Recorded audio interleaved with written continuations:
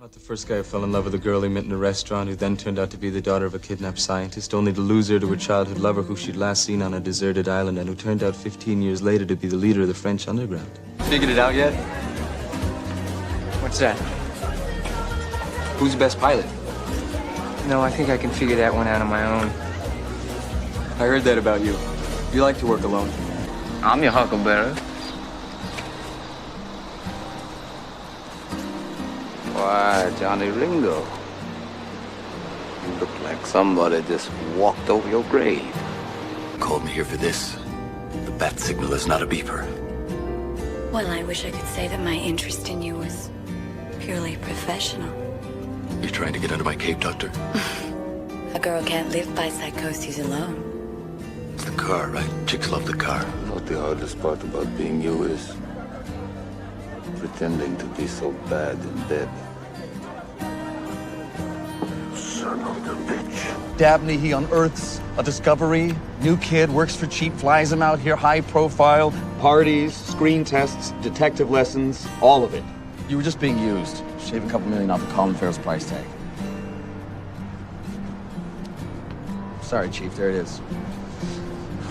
I'm not gonna lie to you anymore. I mean, I understand if you want to take a swing. Looks like a little girl. Well, you're gonna walk around like a little girl.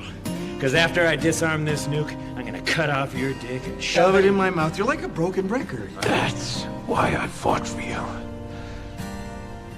That's why you're still here.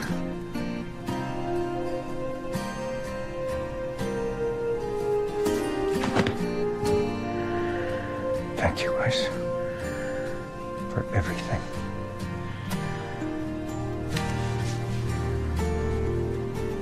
One last thing. Who's the better pilot? You or me? This is a nice moment. Let's not ruin it.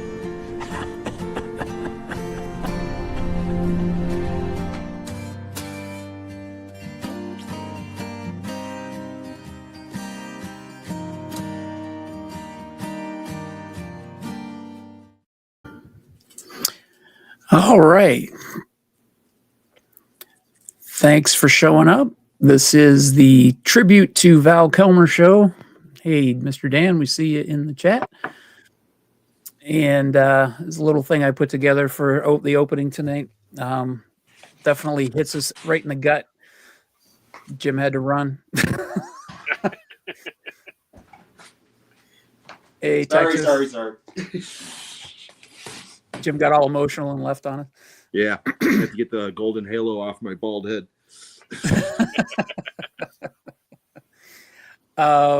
Yeah, so tonight we're paying tribute to Val Kilmer.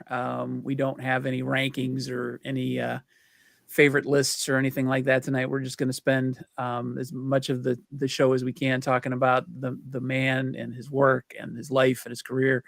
But as always, we kick off the show. This is Talking Movies with Sean, Kenny, and Jim, and I am Sean. I'm Kenny. And I'm Jim.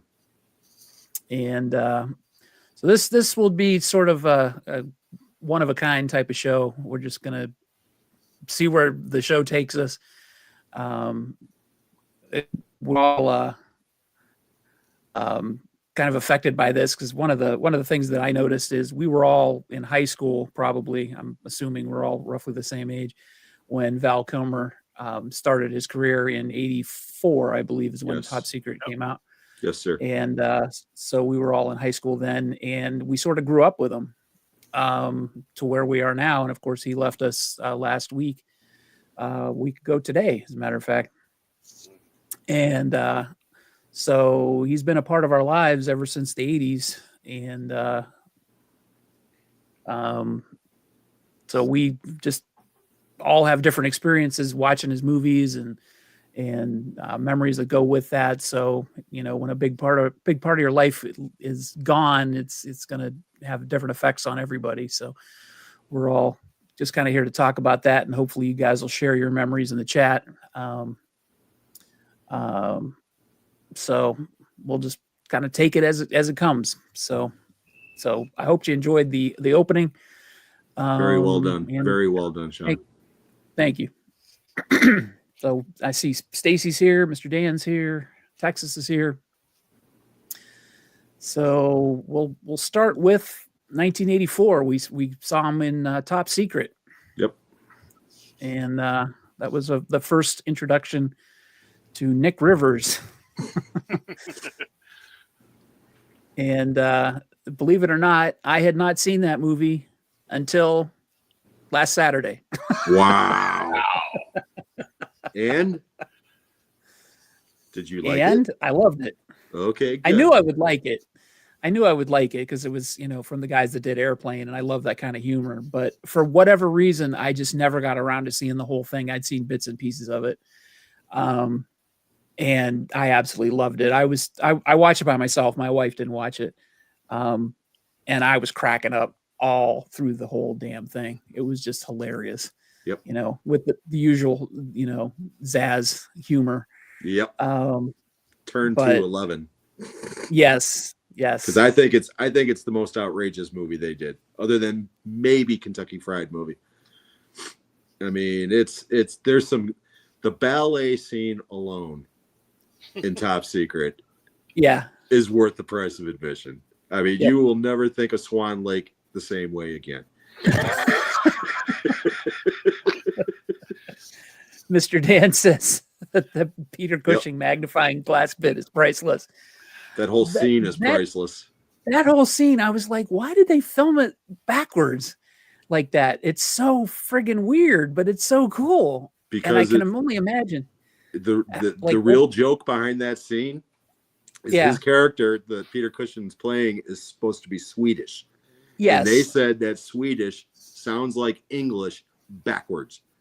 So they filmed that entire scene and then ran it backwards. And that's why the voices are screwy and everything else. That's clever. Okay. Yeah, I can tell you lots of stuff about Top Secret. Not to cut off what you were saying, but I did see that theatrically opening day. I was working at the theater and we got it opening day and I watched it as an usher the first time, standing at the back of the theater. And believe it or not, the theater was almost completely empty. Really? Because that movie did not make money. Okay. No. Airplane was a huge hit. Top Secret was not, because Top Secret really doesn't have a plot. They spoof like 20 different genres all at once, throw it into a blender, and it goes. But the people that were there, it's one of the best crowd reactions I ever saw, as far as people just constantly doubled over, dying with laughter in certain sequences of that movie. And I remember specifically thinking, as soon as Val Kilmer shows up in that damn movie, I was like, who the hell is this guy? I can't take my eyes off of him. He's going to be a star someday. And the rest is history. But yeah, Top Secret is just, I'm sorry that it took you so long to see it, Sean, but I'm glad that you did, because it's so good. Yeah. I knew about it when it came out. I don't know why I didn't see it. Then it was on HBO, I think. And for whatever reason, I didn't see it. And the only thing I remember about it, thinking back, was the cow in the boots. Yeah. That's all I remember. I was that just image gonna of the say, cow do in you the guys boots. think that was marketed wrong? Because I think if you put Val Kilmer in undoubtedly. the front of the poster, I think it would have made more money. No, because again, nobody knew who Val Kilmer was. And the Top Secret with the boots, on the cow, arguably that was the most memorable scene in the movie. Everybody remembers that. Yeah, if you think about it. But if you saw previews of it, though, they would always show Val Kilmer singing. Oh, yeah. And I think that led a lot of people to think it was a musical. Yep, or a beach movie type thing, or something like that. Right. So I think that's what turned people off. I didn't think that, but I think that's what some people thought. Yeah. And I think that may have turned people off. That's just my, 2 cents and, throwing from the peanut gallery. But the critics were not kind to it either. They really weren't. Really? Yeah. Siskel hated it. Ebert liked it. Okay. He thought it was kind of funny, but Siskel was bitching because of what I said earlier. He was like, Airplane specifically takes on the airport disaster movies. This movie's all over the place and it makes no sense and you don't care and blah, blah, blah. And it's like, dude, you're watching a movie where the East German women's Olympics team come out and it's obviously men in drag.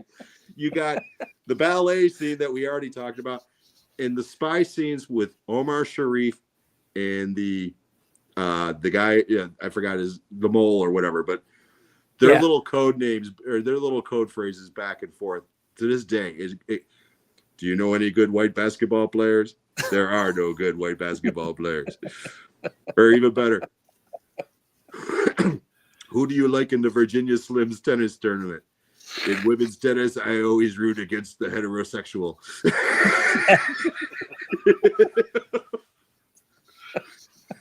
It's so good. Yeah, it was. Yeah, that's the one thing that I thought was funny about it is it was supposed to take place after the when Germany split into West and East Germany, and they were supposedly trying to reunify Germany, but yet there were so many things that were straight out of World War II. Oh yeah, but then we're from the present day. They were talking about the Carter administration. And I was like, what is going on with this movie? This is hilarious. Yeah, it's just such a great that movie doesn't make a bit of sense. And again, that's the point, you know? I mean, it's just laugh your ass off for an hour and a half. And I've seen that movie, no exaggeration, at least 50 times. And I still laugh every time I watch it. I mean, it's just so good. Yeah, no, it was fantastic watching it. And I'm glad I watched it. I hate to say it, but I'm glad I watched it with sort of a nostalgic feeling of, with knowing that we didn't have Val Kilmer around anymore, because I took it in and appreciated it and was just like, man, I'm just, I don't know. That's a hard thought to communicate correctly, but I wish I would have watched it when it was out, but knowing what we lost and appreciating it, I guess, is what I got out of watching it. Yeah. That's what I'm trying to say, but not very well, which I do very often. If you watch the show,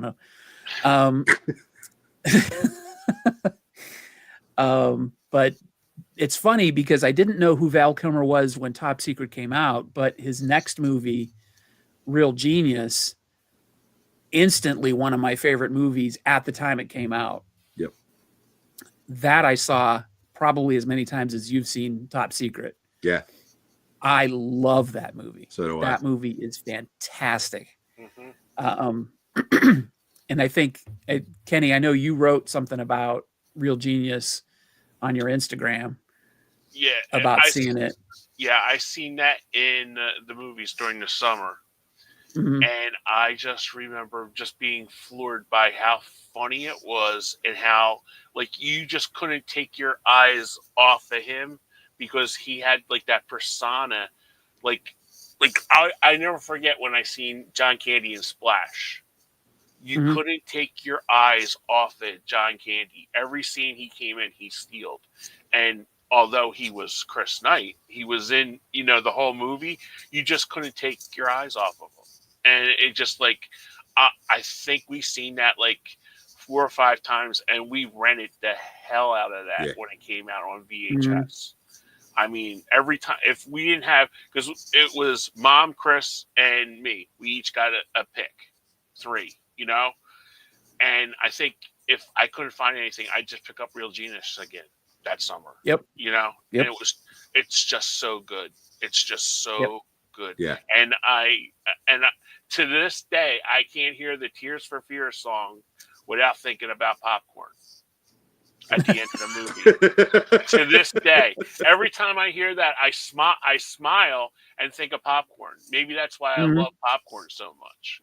Yep. But I don't know. It's just like, and I was like very upset and disappointed that your wife didn't like it as much as I did, because I thought she would get a kick out of it.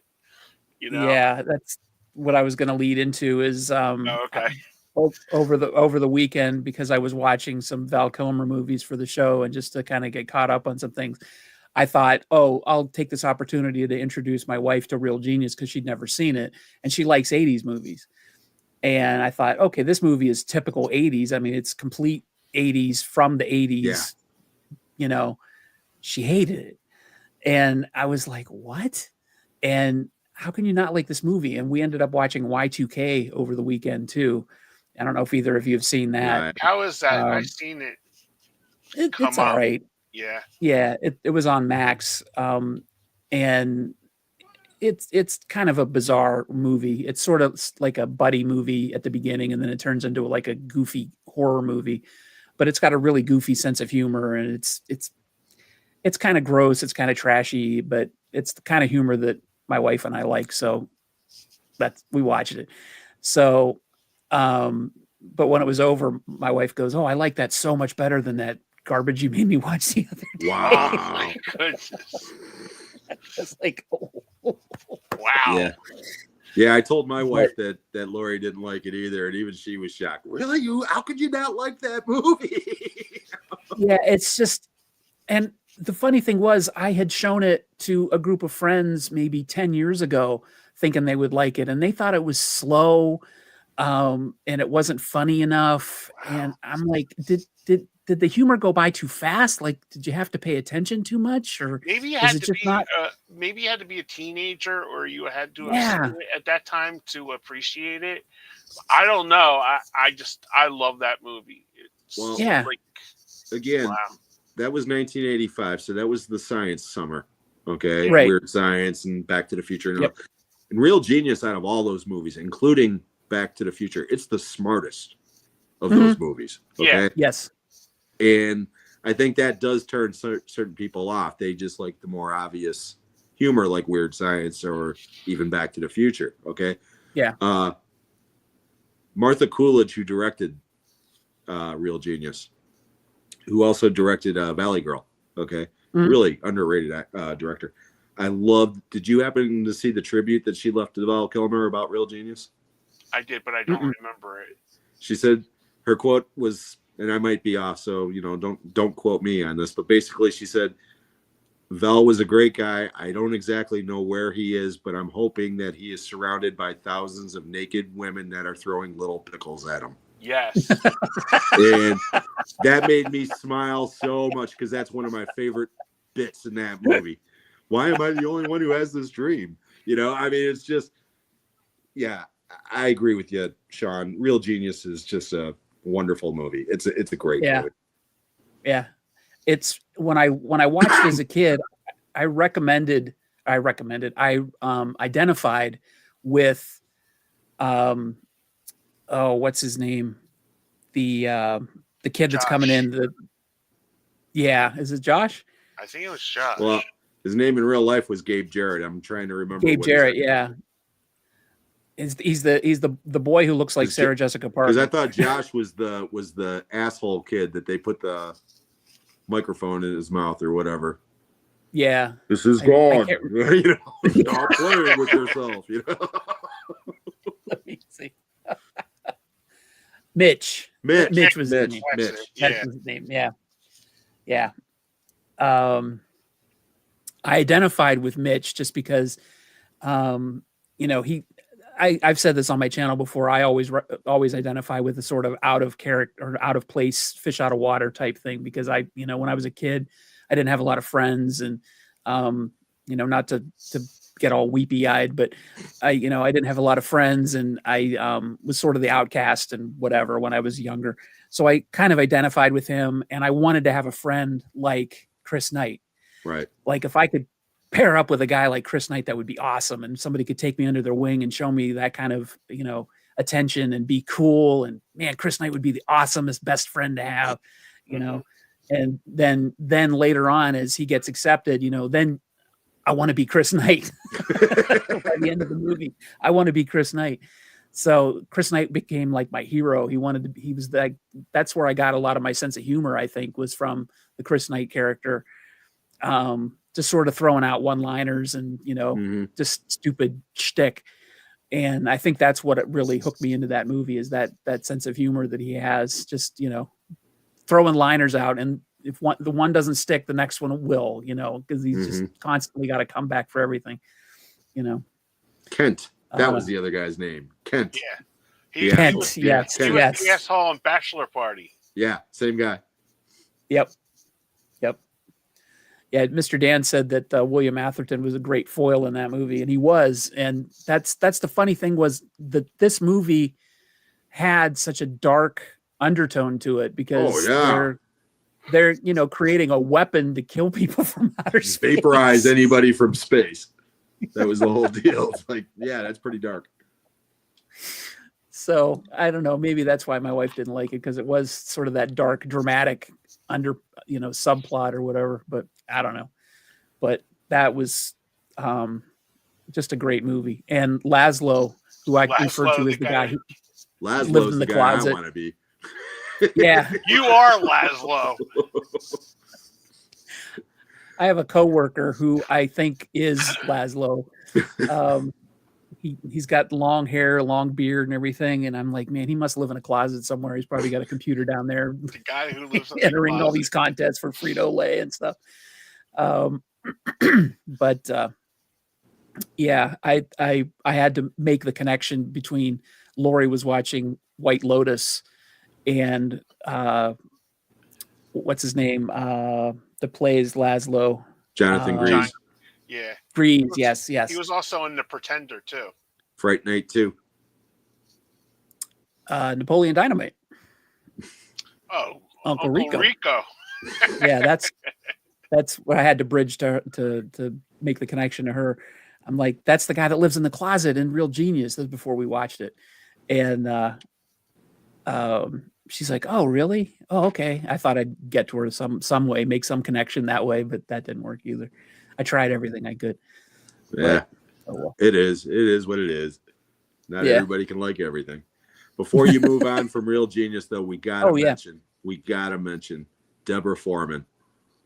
The scene with between those two where he's like, is there anything I could do for you, or more to the point, to you? Let me know. Well, can you drive your penis through a 2x4? Not right now. Girl has to have her standards. I mean, it's one of the best one-liners ever. She plays it so well. I love that scene. Yeah. I really fell hard too for what was her name in the movie? Melanie Mayrink. Yes, Jordan. Yeah. Yep. Yeah.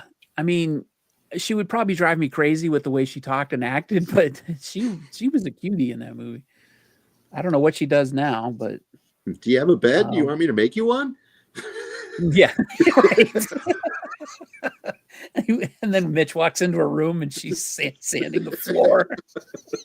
She had a nice little run too, Melanie Mayrink. Yeah, she did. She was in Revenge of the Nerds too. Yeah. Yep. And Valley Girl too. Yeah. Yeah. Yep. Got to call her out. But yeah, Val, definitely one of his best films. And for a second film, I thought, that he really knocked it out of the park. And that's the movie that really got me. And then his third movie. Jesus.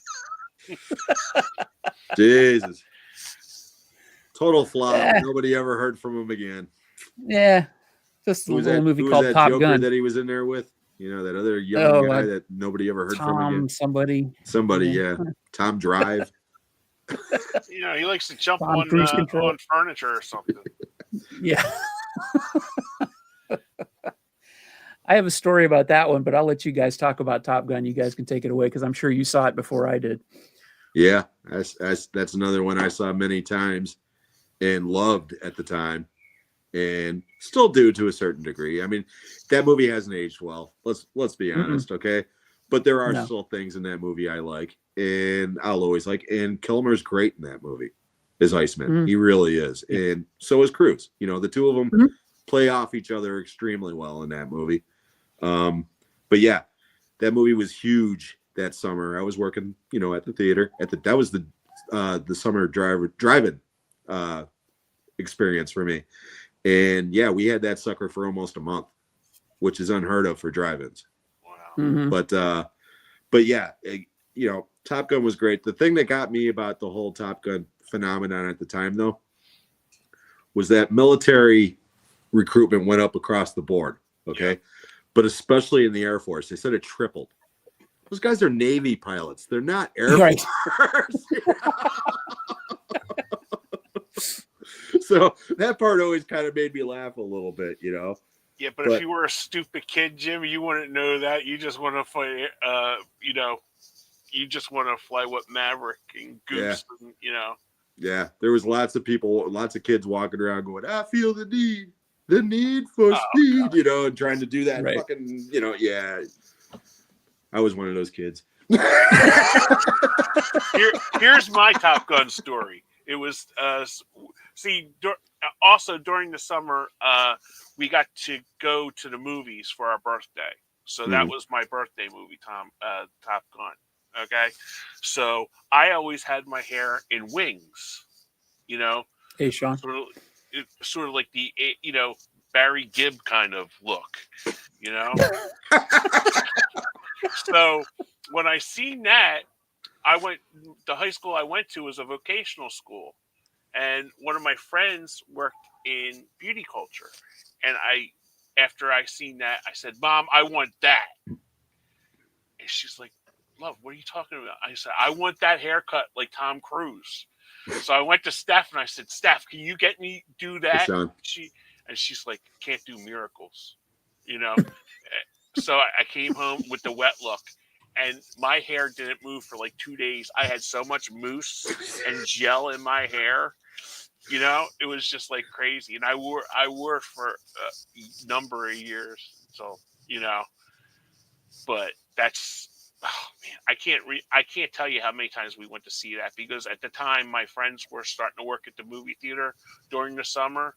So it was basically, you know, you pay for the tickets, you got free drinks, you know, popcorn and drinks. So it was like, oh man, that summer, 86, we've seen that so many times. Yep. So many times. Yeah, it was huge. That movie was huge. I actually saw that movie in college for the first time in '88, and that's the angle that they played up in the class, was the fact that they called attention to all the different things that were wrong with it because it was made as a military recruitment film, basically. So the fact that they didn't wear their masks in the cockpit, and just the fact that they, you know, just drummed up all this sort of war fever, you know, and made it like exciting that you're going to war and all that stuff. So it was filtered through that lens. And so I never saw it as just a movie until many years later, when actually with Lori, because she loves that movie. So we sat down and we watched it, and she's like, "Oh, I can recite every line of this movie, blah, blah, blah." And I'm like, "Oh, okay." And then I watched it and I was just like, this is actually not a bad movie. I mean, like you said, it hasn't aged well. Yeah, it's dated, but it's still decent. Yeah. Yeah, it's still a decent movie. So it was kind of funny to sort of just see it without that filter being placed over it of, well, this is a Navy recruitment film, you know. But it was just kind of funny that was the influence I got from seeing it in college, which was weird. But from the Val Kilmer perspective, he's not in it too terribly long. 15 minutes. Yeah. Yeah.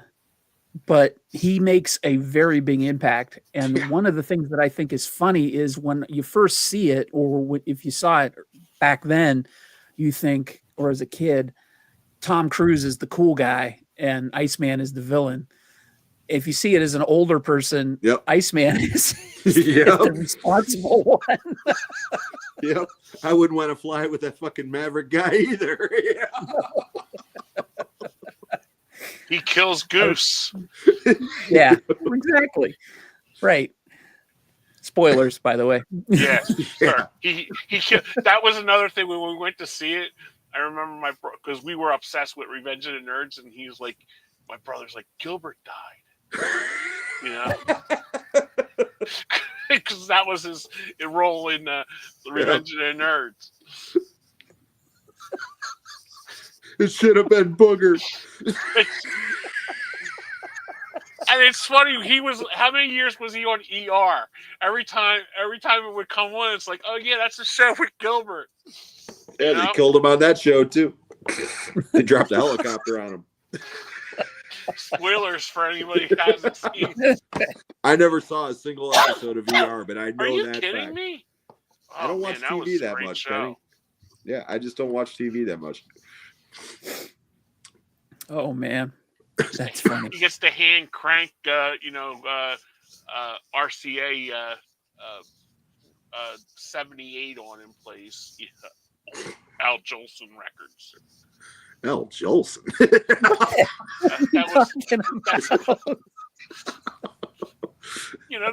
The phonograph or something. Remember? Okay. I I know. Oh, I'm aware of it. I just didn't know how he got there. There you go. Patrick corrected you, pal. Oh, I thought he was the one that somebody got a helicopter dropped on him. I don't know. Thanks, Patrick.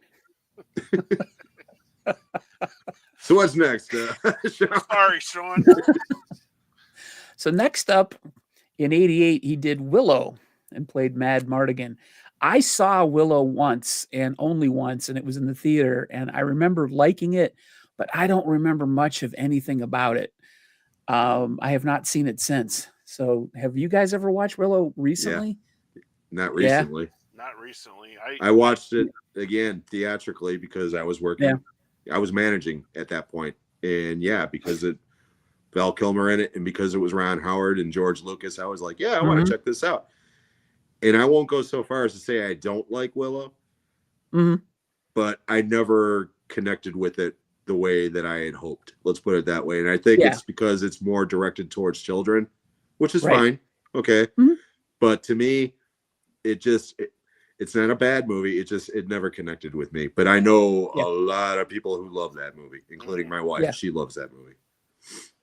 How about you, Kenny? Yeah, we went to see it, and we went to see it at Deptford 8, and they handed out like little posters of the movie posters, because usually opening weekend they did that, and me and my brother had that hanging on the wall for a long time.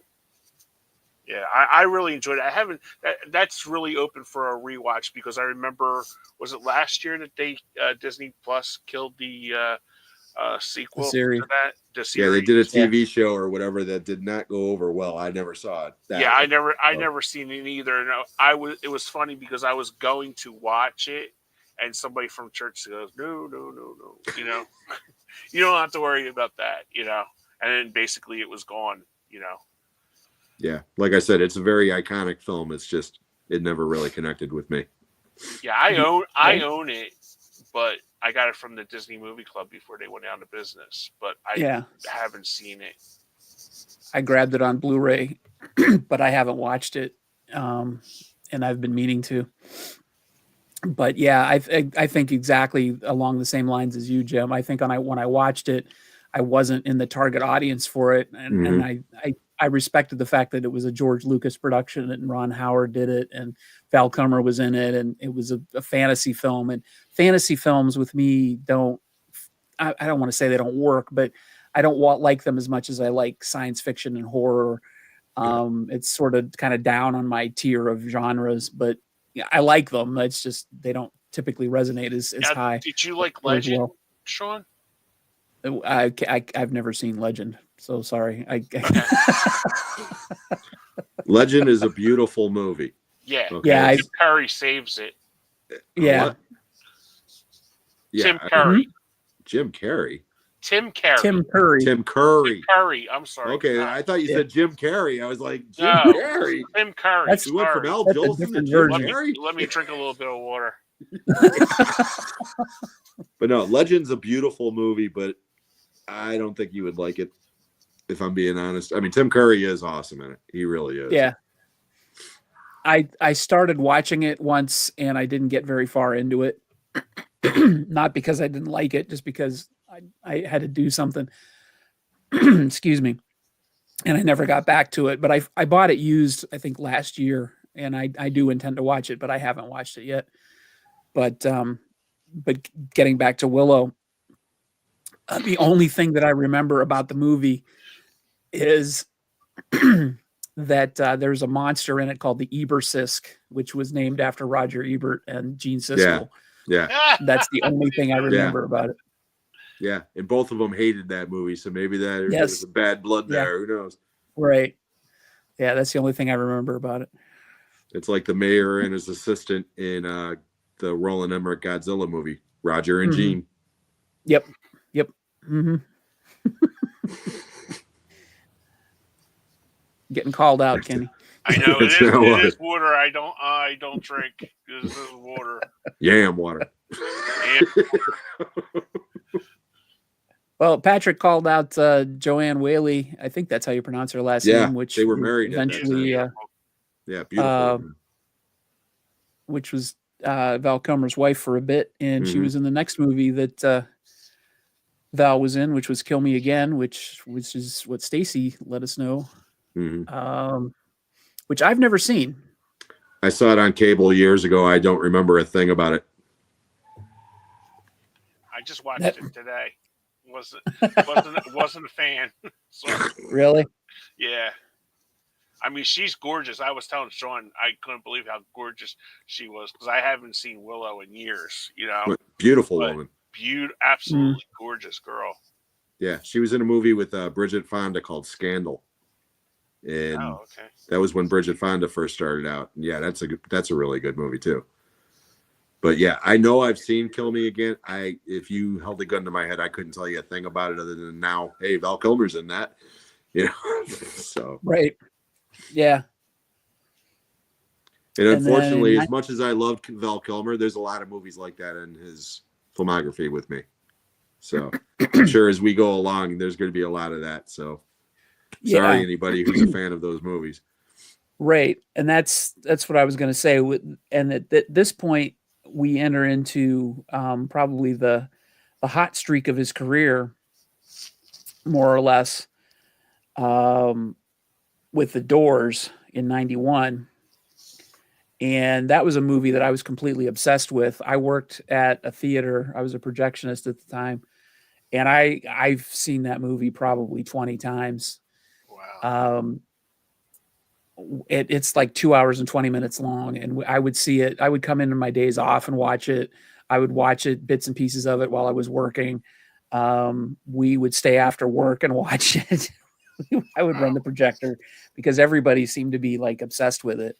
I think I went out and I bought Nobody Gets Out of Here Alive, which was a book about Great book. Jim Morrison. Great book. Read that book. It just was completely obsessed with the Doors. I was buying Doors albums and stuff. But it was Val Kilmer's performance that really was the key to enjoying that movie, because it was like he was channeling Jim Morrison. Yeah, absolutely. And just fantastic performance. And I was reading some stuff today about the preparation for the movie that he went into. He was like hanging out at places that Jim Morrison used to hang out, and dressing in clothes like that he used to wear, or similar types of things that he used to wear, for like a year before the movie was even they finished production. But one thing he didn't want to do is he didn't want to glamorize the substance abuse of the Doors and Jim Morrison in particular. So he didn't want to take the story from that angle. And Oliver Stone was like, yeah, let's do it that way, because he was afraid that that would take it in a direction he didn't want to, because of the way his religion, I guess, spoke to him, because he was against substance abuse. And when you think about that and him playing Jim Morrison, it's like, okay, yeah, interesting take.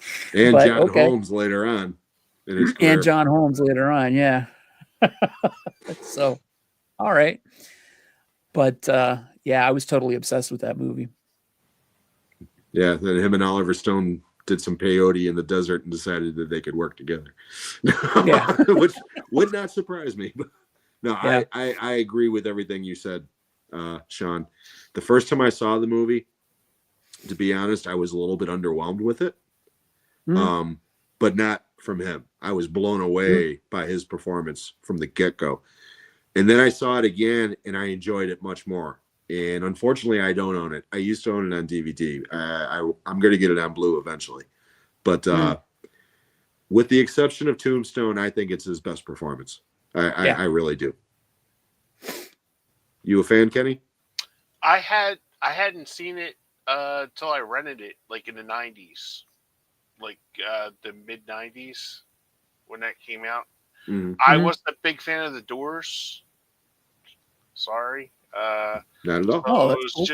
so it was just like, yeah, I liked it because I liked Meg Ryan in it, because I was a big Meg Ryan fan at that point, and it was just like, but yeah, I enjoyed it, but it wasn't like I was like obsessed with it like I was with Real Genius.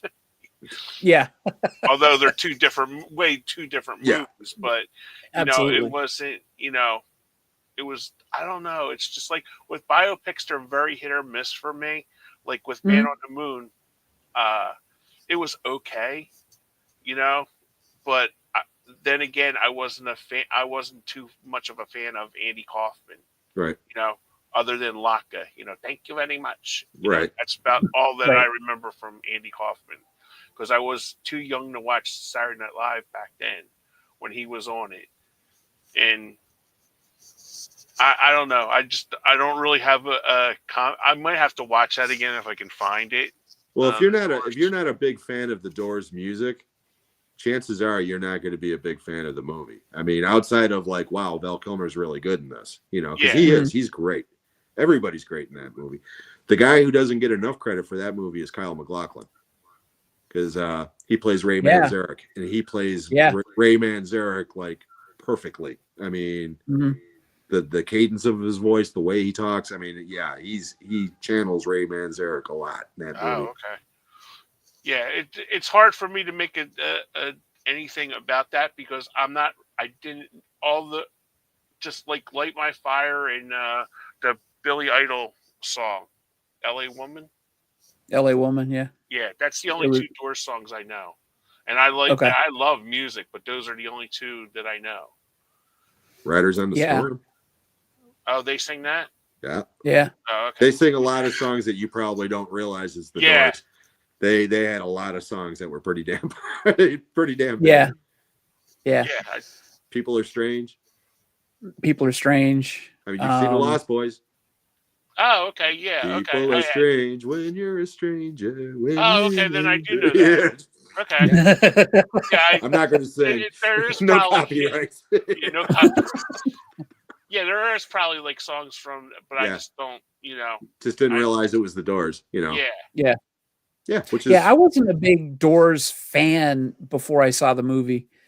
It just sort of again, he's a killer on the run. I wasn't a big Doors fan before I saw the movie. I was very familiar with their music because unfortunately I lived in an area. I say unfortunately just because there was no variety on the radio, and we had a station that played classic rock 24 hours a day. It was like the same 12 songs 24 hours a day. You'd always hear the same songs all the time. And they played the Doors Overkill. So I knew the songs, but I didn't appreciate the context by which they were, in culture and in the sense of how they were put together and all that kind of stuff. So it made me appreciate them more. And once I got the backstory to Jim Morrison and then I learned more about him, then I appreciated him more and I became more of a fan than I was before. Before I just sort of liked the songs and that was it. Yeah, This Is the End. Yeah. I love The End. That is a great song. Apocalypse Now. I mean, it's one of the greatest mic drops ever at the beginning of Apocalypse Now. There you go, Frank. Okay. Yep. Yeah, like I said, there's not too many Vietnam movies where there's not a Doors song in it. I mean, just about every Vietnam movie ever made has got a Doors song in it.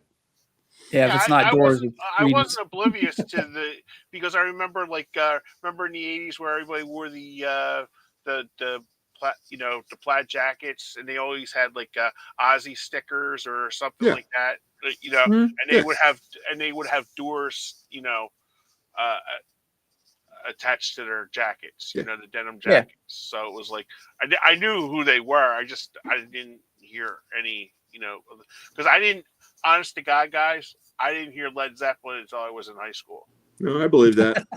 You grew up with Melissa Manchester and Air Supply, so I get it. Yeah, so it was like I could tell you every damn Barry Manilow song and the Carpenters song and Engelbert Humperdinck, but I had no idea who Led Zeppelin was. I was like, oh, is that a guy? Guy looks at me and goes, are you kidding me? You don't know that? I'm like, Stairway to Heaven? I'm like, no. But because you're so fluent in those music, that's why you're the Yam King. That's it.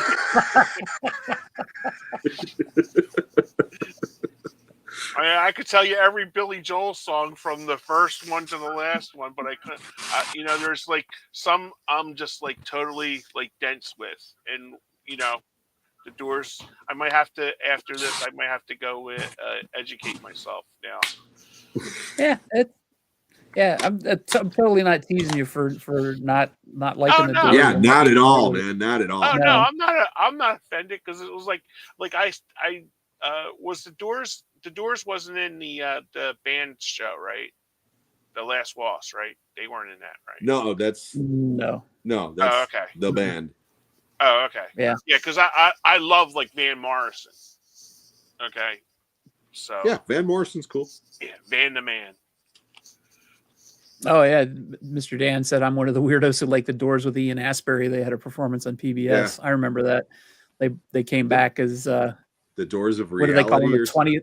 The 20th Century Doors. Is that what it was? I remember they changed the title or something. Yeah, I remember that. And it was funny because when Ian Astbury would play with the Cult, you'd think, yeah, he sort of looks like Jim Morrison. Kind of sounds like him. That's what I always sounds thought like too. him. Yeah, he kind of channeled him a little bit, but then when they paired him up, I'm like, nah. Yeah. But yeah, it wasn't bad. You weren't weird, Mr. Dan. Oh, Mr. Dan's weird, but we love him because we're weird. Yeah, well, yeah, it's subjective. All right, and then the next up was Thunderheart. Yeah, in '92, which great movie. I saw, but I only saw it once, which was in the theater. But I remember liking it a lot, and I wanted to rewatch it recently, just because I can't remember, and maybe I'm mixing it up with something else. But is it based on a fictional movie based on sort of on the Leonard Peltier thing? Yes. Okay. Yes, it is a fictionalized version of real events. I don't know if that's the particular case, but it's definitely based on a actual event of some kind. Okay. But yeah, Thunderheart's a great movie. We were talking about this one before the show, amongst ourselves, and I love this movie. I don't own it, unfortunately. I know Kino just put out a new version of it, and I will be picking it up because I remember I loved that movie, but I haven't seen it in at least 25 years, probably closer to 30 years. It's been quite a while since I've seen it. Yeah, I just picked it up on DVD, my last haul. I saw that. And I was really excited to get it. I just wish when they would put them up, they put movies out, they used the original poster art on it instead of just like throwing up two faces and Thunderheart, Yeah.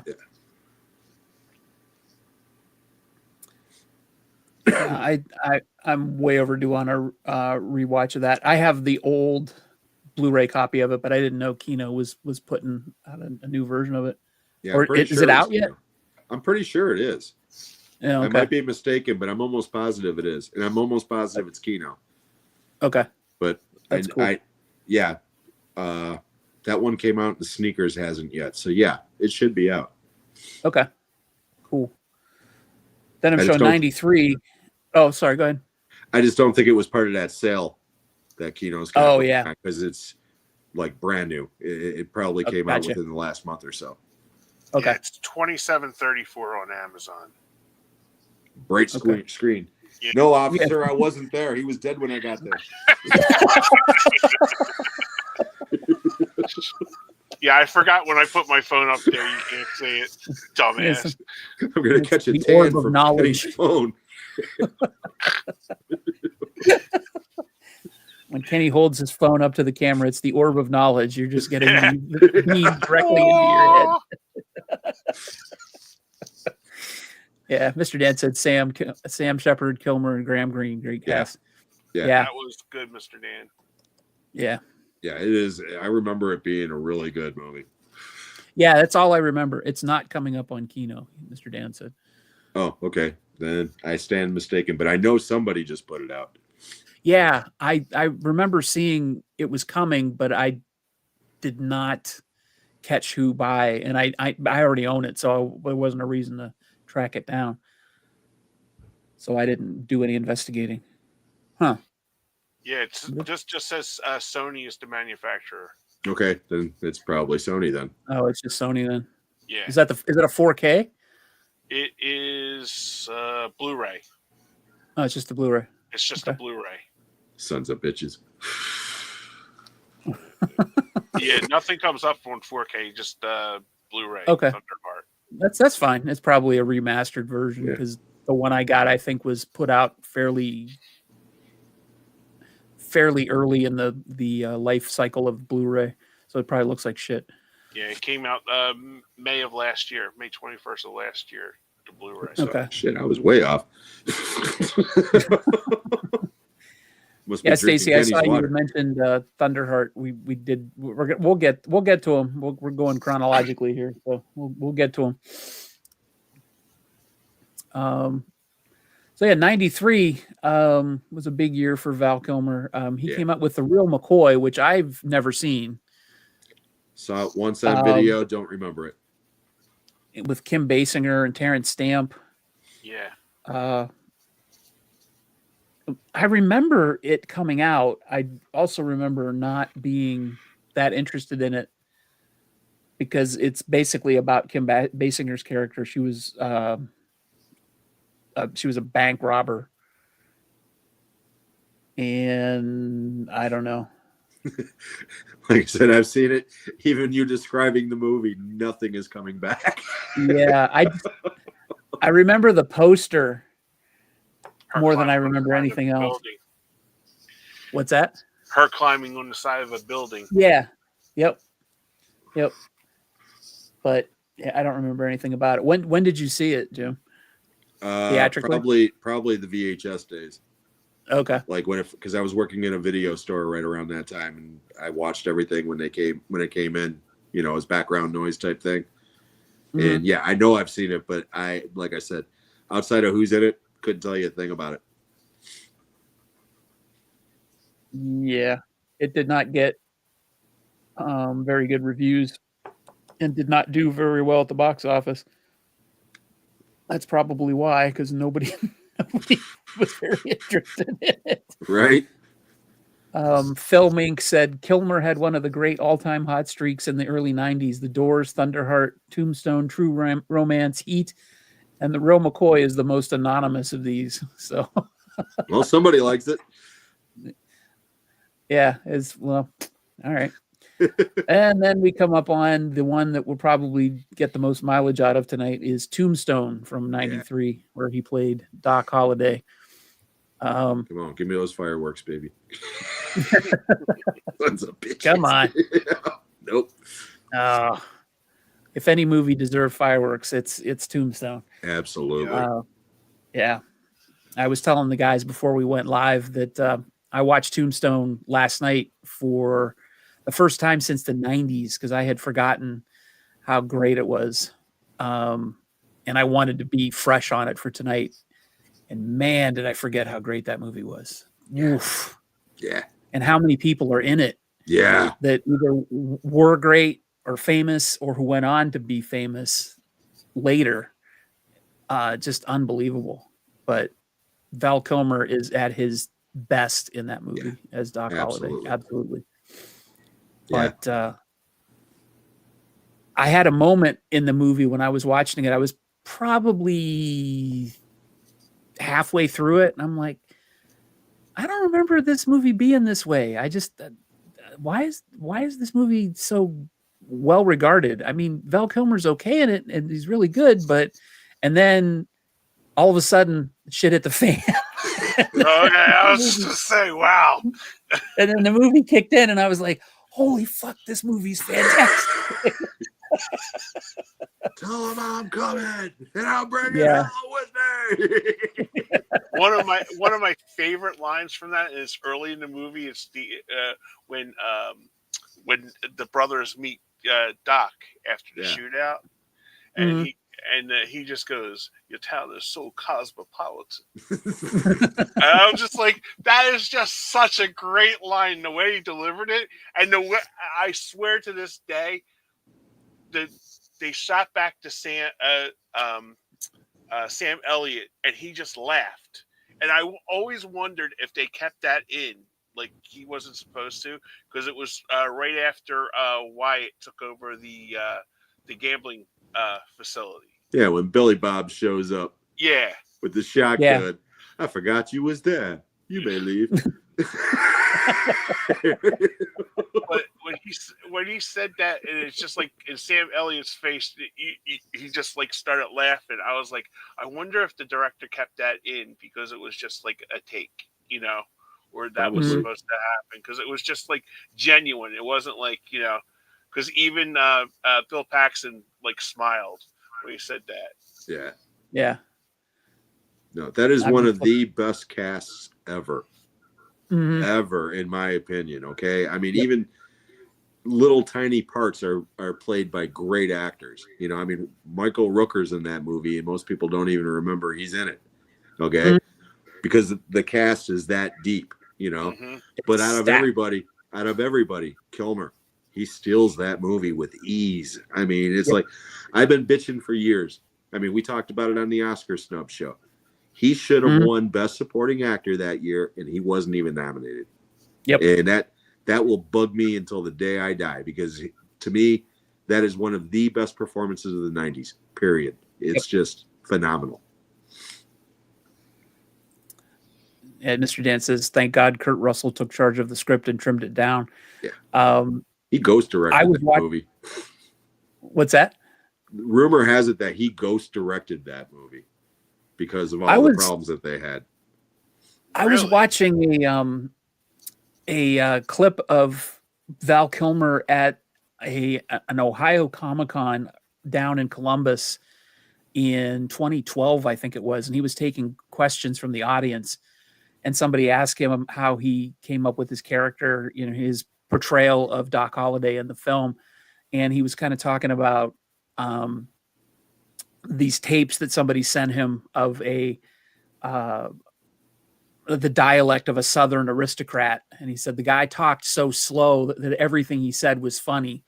So he didn't use it, but it sort of informed how he made the character. But he said that they knew there was going to be a problem with the script because they went and they shot the very first scene that they shot. And him and Kurt Russell looked at each other and they knew they were in trouble because the guy who had written the script was actually directing the movie. Yeah. Kevin Jarry. And what's that? Kevin Jarry. Yeah. And he said, this isn't going to work. This isn't going to work at all. Yeah. Yeah. And then they got Cosmatos to replace him. And according to Michael Rooker and Michael Biehn and a couple of other interviews I've read, he was a total prick to everybody on the set, with the exception of Kurt Russell, the big names. He treated those people good. He treated everybody else horribly, to the point where Kurt Russell basically told him, you start treating these people better or I'll direct this fucking movie. And that's when Kurt Russell kind of pulled it in a little bit. So gotcha. Kurt Russell is the reason why that movie exists, quite honestly, in the form that we have it. Mm-hmm. Yeah, he also said that Cosmatos had never directed a movie with that much dialogue ever. Yeah. So he didn't know how to handle it. Yeah. Yeah. And again, you got a cast like that. Just turn the cameras on and let them do their thing. Yep. You know what I mean? Yep. I mean, everybody in that movie is good. Everybody. Yeah, absolutely. I was watching it last night. It's so fresh in my memory, obviously, because it doesn't take long for me to forget things. But being that I watched it last night, I can remember something from it. But just Billy Bob Thornton is in it. Michael Rooker. What's his name? Dana. Oh, yeah, I wouldn't forget her. Jason Priestley. Man. Yes, Jason Priestley. Billy Zane. That was a weird character he played, Jason Priestley. They cut out a big part of the storyline. There was supposed to be a whole different subplot following her and the actors, Billy Zane character. And apparently that was part of the Priestley storyline, was that he was like, when he leaves when he kind of breaks off from Powers Booth. He's like, they murdered my friends, and this and that. Yeah. That was what they cut. Oh, okay. Powers Booth Okay. was good too. Yeah, Powers Booth was fantastic. Hayden, what is his name? Oh, Jesus.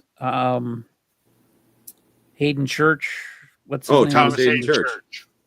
Yeah. I was surprised to see him in it. Yeah. Again, that is one of the best cast movies ever, in my opinion. I mean, it's so good. I mean, friggin' Charlton Heston shows up at the end. Yes. And Robert Mitchum does the narration. The narration, yeah. Because I keep waiting and who for can him. Forget Frank Wyatt Earp Stallone. went off dinner. Beef. It's what's for dinner.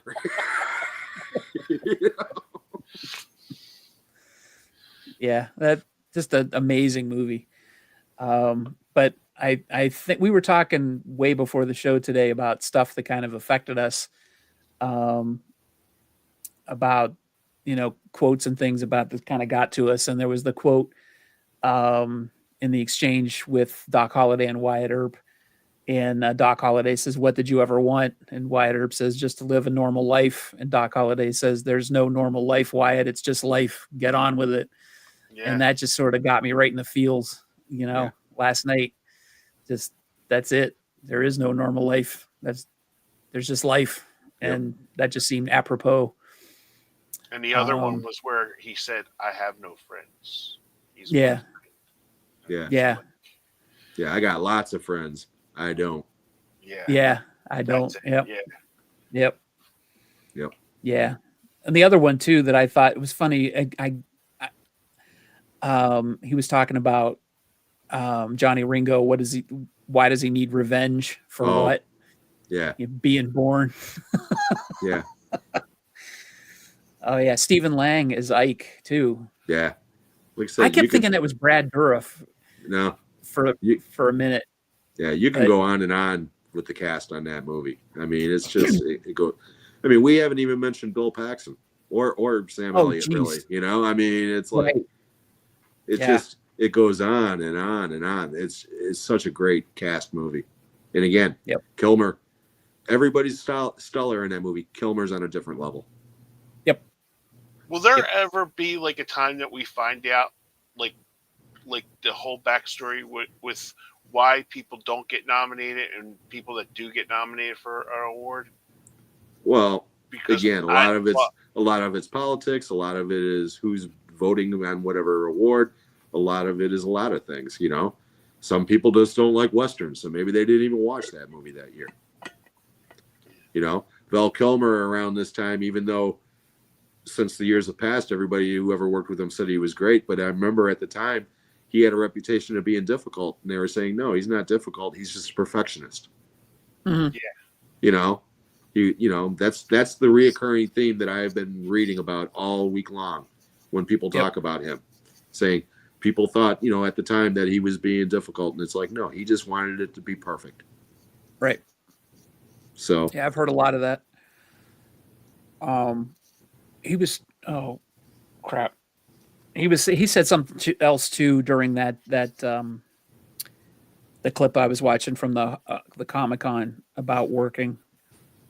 He was talking about Westerns, and he was like, I don't understand. He said, Westerns come out and they're big hits, but everybody thinks nobody wants them, so they don't make them. He's like, I don't understand that at all, because Tombstone was a big hit. Yep. And Unforgiven was a big hit. It's like, but everybody says nobody wants Westerns, but when they come out, they're a big hit. Which at that time, I guess, was true. Not so much maybe now, but Wyatt Earp wasn't a hit. That had the misfortune of coming out after Tombstone. And right. That is an extremely well-made movie, but it's a slog to get through. Tombstone is. That's what I've heard. No, absolutely not. Nope. I mean, what else could we say about that movie other than, if you haven't seen it, if you're going to watch one Val Kilmer movie,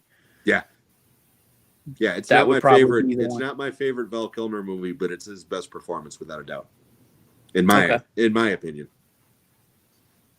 I don't know that I don't know that I have thought along the lines of having a favorite Val Kilmer movie. I think I have one, but well, we can talk about that towards the end of the show. Mm. Then next up was True Romance. I love it. I love it. I love it. I love it. I love it. I did not see this one theatrically.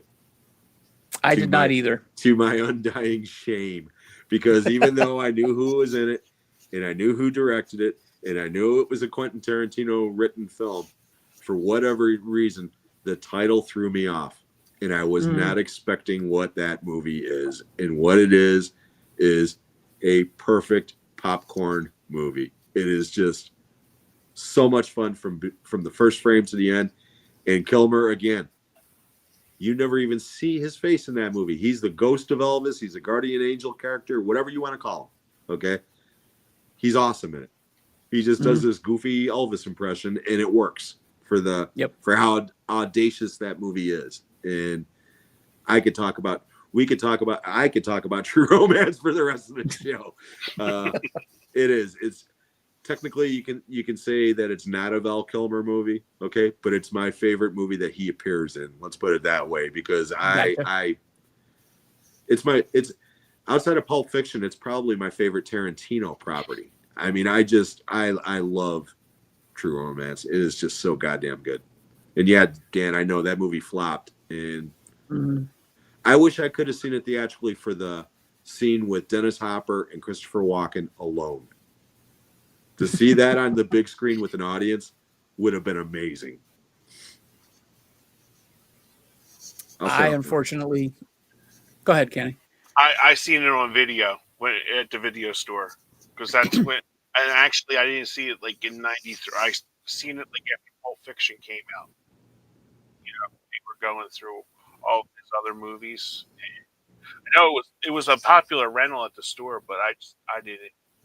You know, although I like both the, especially Happy Birthday to Patricia Arquette today.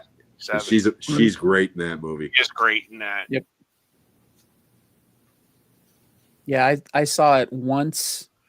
I saw it on VHS. I saw it with my ex-girlfriend. We watched it without hearing anything about it. We didn't know anything about it. We didn't know anything about Quentin Tarantino. We just knew about the cast. And we really liked it, but I've never seen it since. And I totally wanted to rewatch it this weekend. I just ran out of time. That was on my list to watch. And I wanted to get to that and Heat and as rewatches, and I didn't have enough time. So yeah, I watch True Romance at least once every 6 months. Really? It's one of those movies that just makes me happy. Except for the scene, of course, where, you know, Patricia Arquette's getting the living shit beat out of her by Tony Soprano. But even that scene is great. You know, for as horrible the violence in that movie, in that scene is, it's still a great acted, written, and directed scene, you know? And especially when she turns the tables on Gandolfini. It's great. I love True Romance. Like I said, I could talk about it all night. Yep. Yeah, I wish I could talk about it more. You know, I always talk about the fact that I can't remember a lot from movies. I usually, if I don't write it down, I don't remember a lot from movies. I only remember one thing. Was it good or was it bad? That's pretty much all I can remember if I don't write a review of it or something. But that one, totally remember. I loved it. That's like the only thing I really remember from it. And being that I watched it over 30 years ago, that's pretty good. All right. Next up, 95. I guess he spent 94 making all of these movies, but he was in Batman Forever, which, unless you guys want to jump on this one before I do, go for it. Is one of the worst Batman movies. What he said. Yeah. It's the first of the Joel Schumacher movies. It's terrible, but Val Kilmer is great in it. His take on Batman is just sort of ridiculous. Hey, Greg. Hey, Greg. What's up, Greg? And his take on the Batman character for the tone of the movie is perfect. And you know, if you watch the opener, you know, that chicks dig the car. You're trying to get under my cape. Yeah. So bad. You know, that whole thing, that he was perfect for the tone of the movie. So he fit. It's just that the movie was terrible. Yeah. And it's just an inane movie as a Batman film or as a film altogether. I didn't like it at all. Jim Carrey and Tommy Lee Jones didn't help save that movie either. But yeah, Val Kilmer was great, but the movie was terrible. Yeah, I wasn't a big fan of Kidman in it. I'm not a big Nicole Kidman fan. I like her. I just didn't think she was all that great in that movie. Yeah. I thought she was miscast, to tell you the truth. It's a pretty underwritten role, though. Yeah. Yeah. I mean, think about it. When you really get down to it, that movie's all about Jim Carrey and Tommy Lee Jones more than Batman and his deal, you know? Yeah, absolutely. Well, Carrey was coming off of, like, The Mask and... oh, yeah. No, I get it. No, I'm just saying, but I mean, that was just, like you said, that was all about the villains in that one. Yeah. Mm-hmm. And then introducing Chris O'Donnell as Robin, you know, which again is like, whatever. I mean, I agree with you, Sean. The best thing I could say about that movie is it's not Batman and Robin, which is even worse.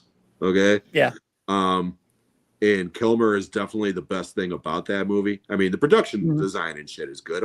Even on Batman and Robin, you know, the production design is always good on those movies. But yeah, I couldn't agree with you more. I watched that movie and I was like, thought Jim Carrey was okay as the Riddler when he was doing the shit with the cane.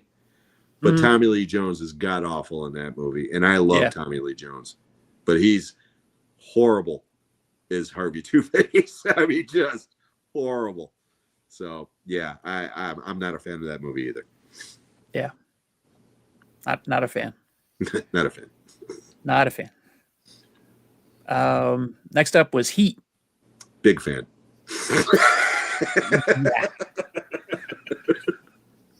Like I said, I wanted to watch this one over the weekend because I am woefully behind on needing a rewatch. I haven't seen it since 2007. So I really need to rewatch it. But my memory of it is bad. As again, I remember it being a great film, but I saw some clips from it today and I can't even remember the context of what they were in the movie. So I really need to rewatch it, but I remember it being great, but I don't remember much about it at all, especially I remember the shootout. In years. Yeah. Yeah. See, that's another one that I watch at least once a year. At least once a year. I love it. It's like top 5 organized crime movie, in my opinion. It's just, and Kilmer's great in that movie. He really is. The way that they were advertising his character in the movie was that he was like this crazy adrenaline junkie, you know, short fuse type thing, you know, blah, blah, blah. And it's like, not at all. His character, he's a thief, but he's devoted to his wife, but he's a fuck up. That's all it is. He's a fuck up. And Ashley Judd is his wife with the great ass because he's got his head all the way up in it. Sorry. Got it. She's more of a loose cannon than he is. You know, I mean, half the reason why he does the shit that he does in that movie is because of her. All right. But that's a movie you guys should definitely watch again soon because it's an epic. And like the best movies with Val Kilmer, he doesn't need to carry the movie. He's such a part of a great ensemble of so many great characters, like in Tombstone, like in True Romance, like in some of these other films that we're going to talk about later, that he just complements what's going on as opposed to trying to carry the load. And he steals the movie in Tombstone. I don't know who steals the movie in Heat. Everybody is fucking awesome in that movie. I mean, everybody. So yeah, if that's one that you don't remember as much as some of these other ones, that's the one you need to watch. Yeah, it's streaming on Netflix if you guys don't own a physical copy like myself. It's fantastic. Yeah, I have a copy of it. I have the much maligned 4K version. I got it for $7 off of Amazon. But I guess it comes with a Blu-ray too, so I'll probably watch the Blu-ray of it. Yeah, I have it. Don't have Netflix, but I've got the Blu-ray. Yeah, I've got it on Blu. And then also in 95, he came out with a movie called Wings of Courage, which was the first dramatic film shot in IMAX. I don't know anybody who has seen this movie. I forgot it existed until you mentioned the title and that it was an IMAX, but no, I have not seen it. But I do remember them talking about this movie that was filmed for IMAX. And at that time, there was only, 25, 30 IMAX screens in the country? So it was like, okay, probably, yeah. That movie's not going to be a hit. Right. Yeah, I don't have much information on that. Oh, it was only 40 minutes long. Oh, okay. That's also probably not. It was a short film. It sounds like something that they would play at Great America, because Great America's got an IMAX screen, and that's what they would do. Yep. All right, moving into 96, The Island of Dr. Moreau, which I have seen and own on Blu-ray. So bad. And it's terrible. So bad. I have it on DVD. I don't own it. I almost bought it on Blu-ray because Scream Factory just put out one. Yep, that's the one I bought. I was like, you know what? If I'm going to buy a Blu-ray, I'd rather buy the documentary, the Lost Souls documentary, because it's much more entertaining. I bought that too. Yeah, that is awesome. That is a great movie. Lost Souls is. Dr. Moreau is not. I mean, it is just not good at all. And he's not very good in it either. No. The only story that I know about the Island of Dr. Moreau is that, oh crap, brain fart. Brando was getting his lines fed to him by somebody by radio. Yeah. And his radio was picking up police reports. So he started reciting police reports on camera instead of the script. Yeah, the reason why he's got that little midget guy or whatever, is because somebody told them where they were filming that the world's shortest man was there and he had to meet him. And as soon as he met him, he insisted that he was in every scene, like a little monkey pet. I mean, it's the only reason that character was not in that script. That was because Brando saw him and went, "Oh, how cute! I want one." Oh, I didn't. Okay, because I watched right after he passed away. They had Letterman posted his him interviewing Val afterwards, and he brings that shit up. Yeah, and Dave goes, "What about the little fella?" Like that. And he goes, "Yeah, he was about this high." And he goes, "Yeah." He goes, and Val goes, "Yeah, I even think in Premiere Magazine they had a full page spread, like in Playboy." And he goes, "Then that's how tall he was." And Dave goes, "Did you get to meet him?" And Val goes, "Have you seen the movie, Dave?" And he went, "No, they wouldn't let us see it." And Val goes, "Okay, good." Yeah, no, that movie is horrible. But like I said, that documentary is fantastic. It really is. Yeah, I haven't seen it yet. I bought both of them at the same time to watch them as a double feature, and I haven't done it yet. I wanted to watch the Dr. Moreau again and then watch the documentary. Just haven't done it yet. Now, I do like the Island of Dr. Moreau back in the 70s with Burt Lancaster and the guy from Austin Powers, whose name just Michael York. Michael York. Michael York. Yep. Yeah, that one I saw at the theater when I was a kid, and I like that movie. But I haven't seen that one. I saw that one. I haven't seen that one in 40 years, so for all I know, that one's a piece of shit too. I don't know.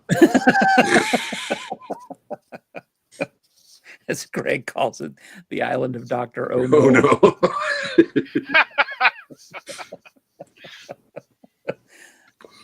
Gotta love Greg, man. He's awesome. Yep. Yeah, it is so bad. I wrote a review of it back in 97, I think it was. I don't remember what I said about it. I gave it 1 star. That's about what I would have given it. Yeah. Because there were I said the creature designs and stuff were cool. I do remember that. Uh-huh. My summary was just fast forward through any scene containing Brando or Kilmer and don't try to figure out why you don't really care about who lives or dies by the end of the film.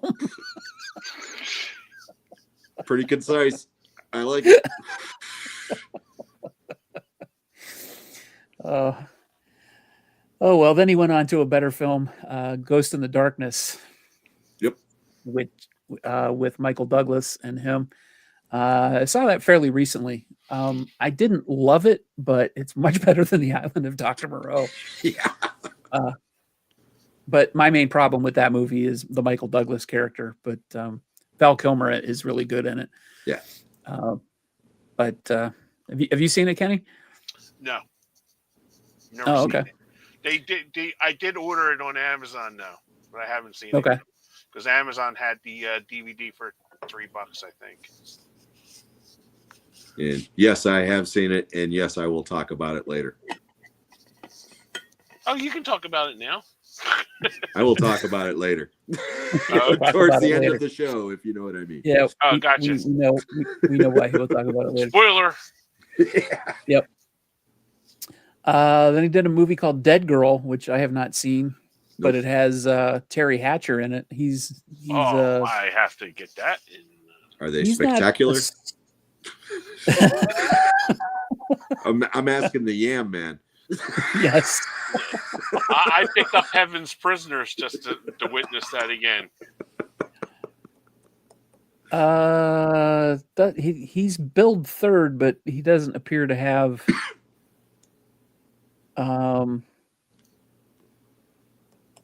I guess maybe he does have a pretty good role in. I have not seen it, so I don't know anything about it. His name is Dr. Dark. Dr. Dark. Yep.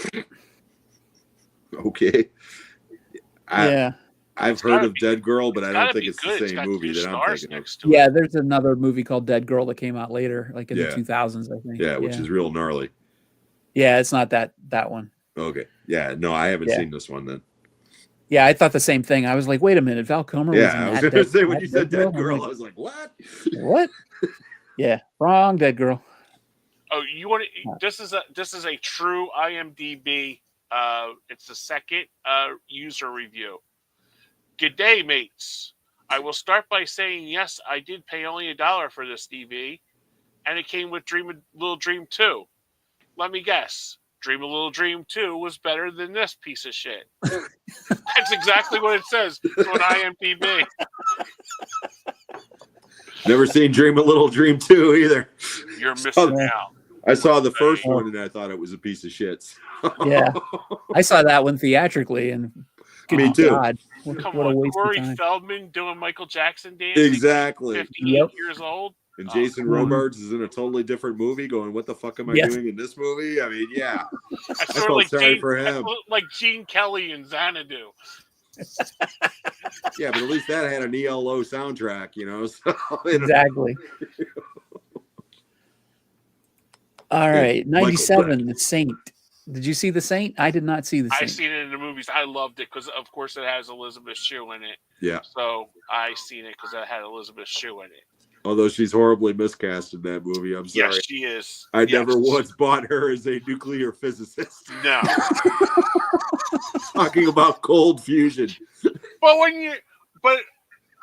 with she her, goes on to explain cold fusion in this one scene, and it's hilarious, man. It'd be like Keanu Reeves talking about nuclear fission.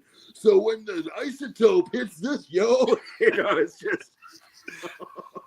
The best part's the beginning where he's sitting there and he's watching all the money go up.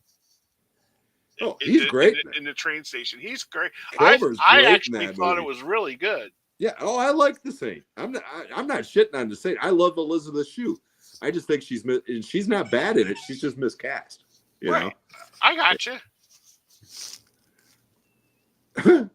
Sorry, I'm getting text messages from somewhere across the country saying, "Have you eaten?" Spam alert. Is that from our new sponsor, Grubhub? No, I don't know where did I get this shit. I got a text today or a voicemail today saying my offer for 50% off my Comcast Infinity subscription was about to run out. And considering I don't subscribe to them, I was Yeah, I get that one a lot. pretty worried. I got one today just to maybe top yours. That Mr. Joe, Joe, your Easy Pass is coming up. And I'm like, oh, great. Well, I haven't been out of Pennsylvania and I don't drive. So Yeah, what happens with that? I get a lot of those too. Yeah. But I do drive. Oh. Not on the tollway though, so okay, All we're right, off topic so again. yeah, we're off topic, but we're also entering into the sort of weird section of Val's career here, Beginning where of the Dark Ages.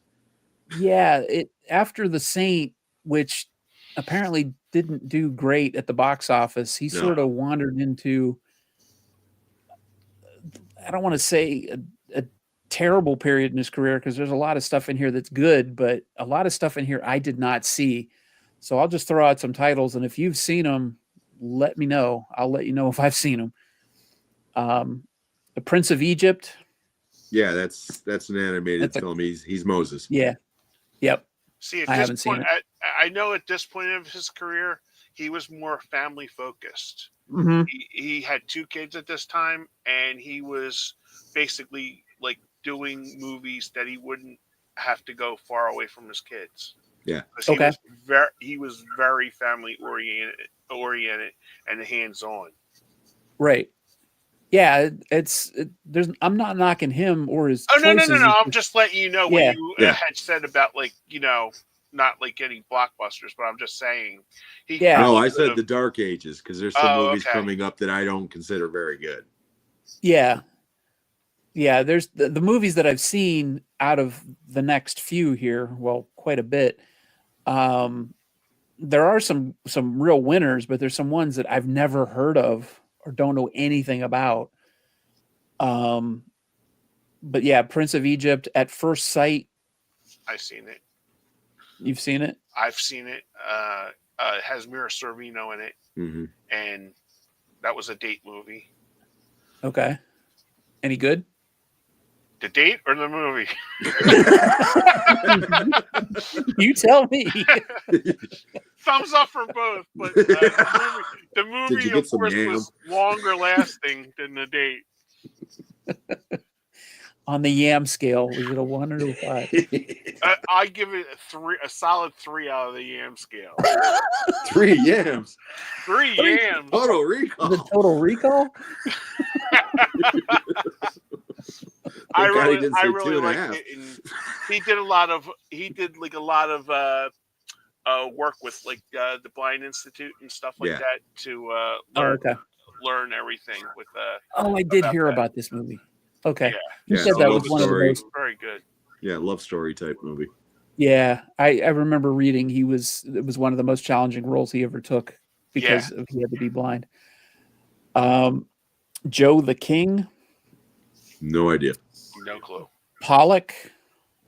Seen it. I don't remember it. Movie, right? Ed Harris. Yeah, Ed Harris and Marcia Gay Harden, I think, is in that too. Marcia Gay Hayden or whatever. But yeah, I've seen that. Harden. I don't remember it. Yeah. Jennifer Connelly. Red Planet, which was a bomb. Yeah, hated that. Hated that movie. That one came out like within a month or two of Mission to Mars. With was with Tim Robbins. That was the De Palma movie. And I remember I didn't like either movie, but I liked Red Planet slightly more. But I do remember I didn't like Val Kilmer in that movie. I liked Carrie Ann Moss in that movie. Okay. But I didn't see it. I have very vague memories of that. Yeah, I always get that one confused. I think probably with Mission to Mars because they came out right at the same time. Like you said. That was the bigger budget movie and more of a action adventure type movie, whereas Red Planet was supposed to have like not a horror edge to it, but a little bit of a darker edge to it. And not very good. To answer Texas, no, I wasn't dressed like Barry Gibb. I don't have any taco meat.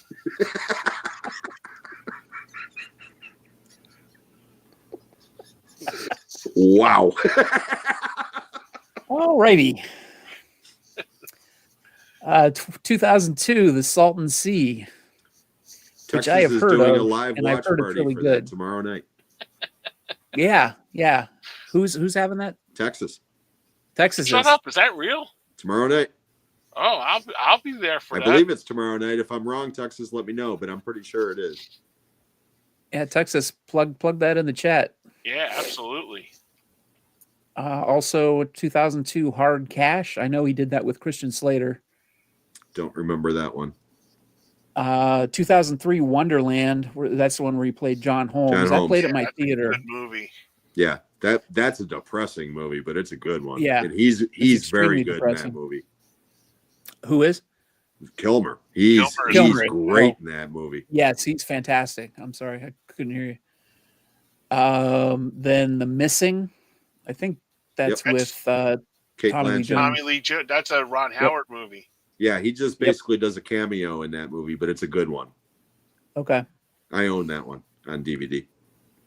I have not seen that one. It's a good movie. Blind Horizon, where he plays Frank Kavanaugh. It's a 2003 mystery thriller directed by Michael Hausman. Never heard Also of it. has Nev Campbell and Sam Shepard, Amy Smart, and Faye Dunaway. Never heard of it. Never heard of that. Masked and Anonymous, which was a Bob Dylan film. Yeah, I couldn't get through that movie. I didn't even try. And then one we were talking about earlier, 2004, Spartan. Yeah, I want to see that. Yeah. I haven't seen that. A movie called Stateside, which is an adventurous love story about a high school rich kid serving in the Marine Corps to avoid jail. Alexander from Oliver Stone. Yeah, that which I have not made it through. It's not good. He did an uncredited cameo in George and the Dragon. 2005, he did Mindhunters. Saw that. Played Don't an remember. FBI It. agent.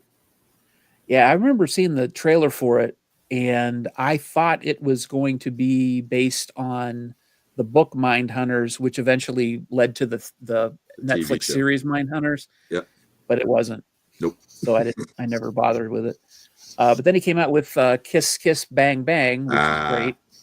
Yeah, that one to me is in the top 3 Kilmer performances. I love him as Gay Perry in that movie. He is so good. And him and Downey play off each other perfectly, you know? Yep.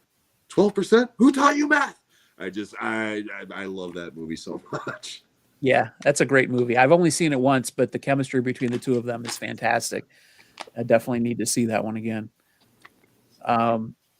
Yep. Texas did say Salton Sea tomorrow night at 9:15 Central. Awesome, Texas. Thank you, Texas. You got a thumbs up. You didn't get the You fireworks. got a thumbs up. Hope to send some people your way. Yes.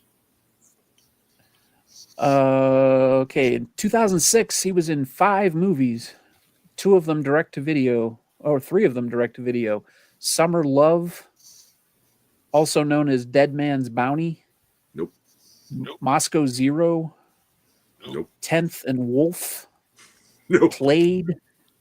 And Deja Vu. Yes. With Denzel. Yeah, it's a Tony Scott movie. I own that one. Yep. I have not seen that one either. That's a really good movie. Is Jim it? Caviezel, Jesus himself, is the villain. I'm not putting anything away Wow. because they give that up in the first 20 minutes. This is one of those go back and forth in time movies. Oh, okay. Okay. Really good movie. And Denzel's good. Val Kilmer, he doesn't have a huge part in it, but he's got a substantial one. And it's all about Denzel though. It's a good movie. That's one of those ones I haven't gotten around to seeing, but I always wanted to. And 2007, Have Dreams Will Travel, which is so under the radar. It doesn't even have an entry in Wikipedia. No idea. Conspiracy. Nope. Oh, 2008, he did 6 films. One of which was The Love Guru, where he played Val Kilmer. The movie the that other killed five Mike are Myers' career. yes. The other five are Columbus Day, 222, which we mentioned earlier, which is on Tubi, correct, Kenny? Yeah. Delgo, Felon. Felon Which is is a also great movie.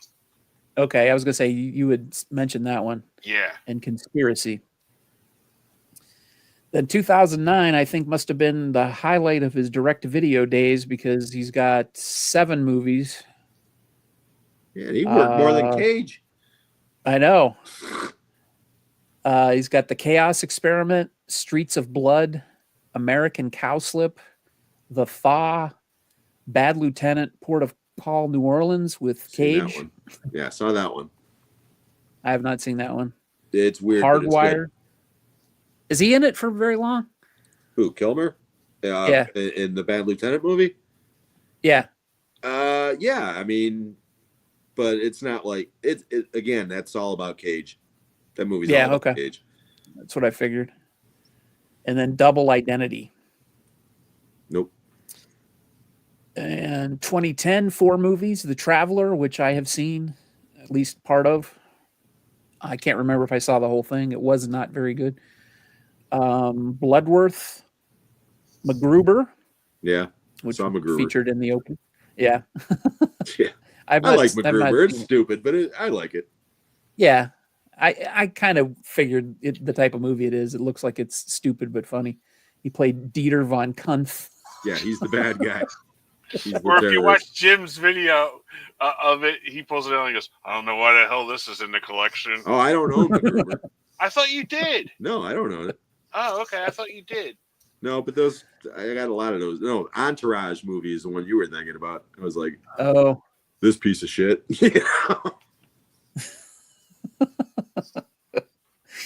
And he was in a movie called Gun. Don't think I've seen that one either. 2011, 4 movies. Kill the Irishman, which great movie. Yeah, Kenny loves that movie. Great movie. Yeah, I think we've all seen that one. Right? Yeah, I've seen that one. Yeah. That one got a yes out of my wife from the other room. So, Blood Out, 5 Days of War, and Twixt, whatever the hell that is. That's a Coppola movie. Is it? Yeah. No, I haven't seen it, but I know it's I have. That was a Dollar Tree jammer back when Dollar Tree had movies. That's got a pretty decent cast too.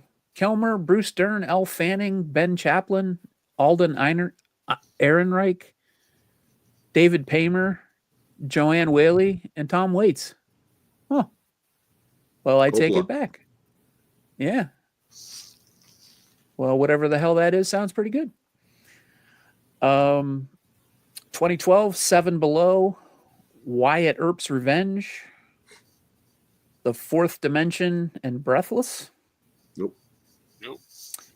2013, Riddle, Planes. Riddle's a good movie. Is it? Yeah, Riddle is a good movie.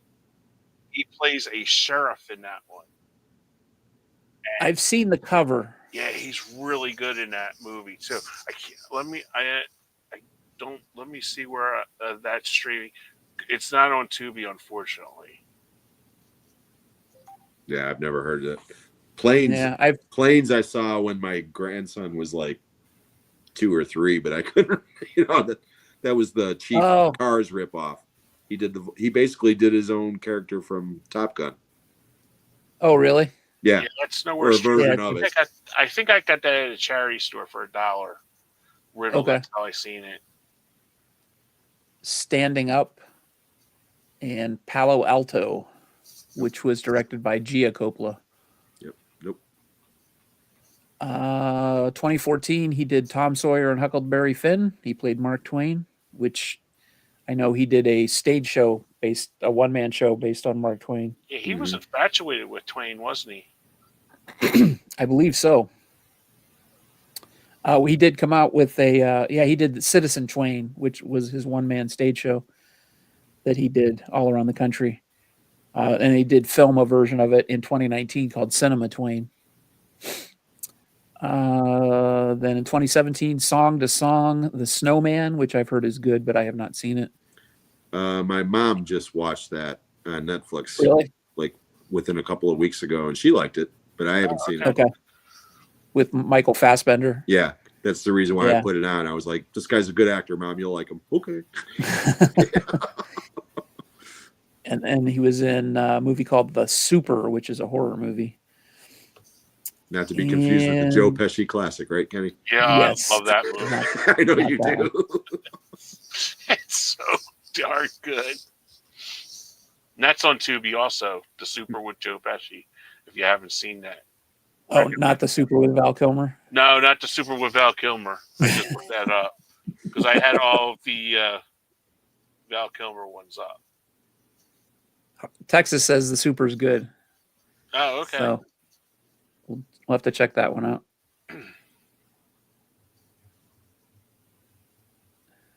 All right. 2019. He took 2018 off. 2019, the Jay and Silent Bob reboot. He plays Val Kilmer and reboot Blunt Man. Yeah, he plays Blunt Man, which is probably the funniest scene in that movie. Really? When Val Kilmer shows up to play Blunt Man, because I gotta admit, I was surprised and I was like, "Holy shit!" You know? And it did. It made me laugh. But that's about the only time I laughed in that movie. I didn't see that one. It's not very good. That's what I've heard. It's a regurgitated version of Jay and Silent Bob Strike Back. That's all it is. Okay. Yeah. But now they got to find Jay's love child from what's her face from that movie, the American Pie chick.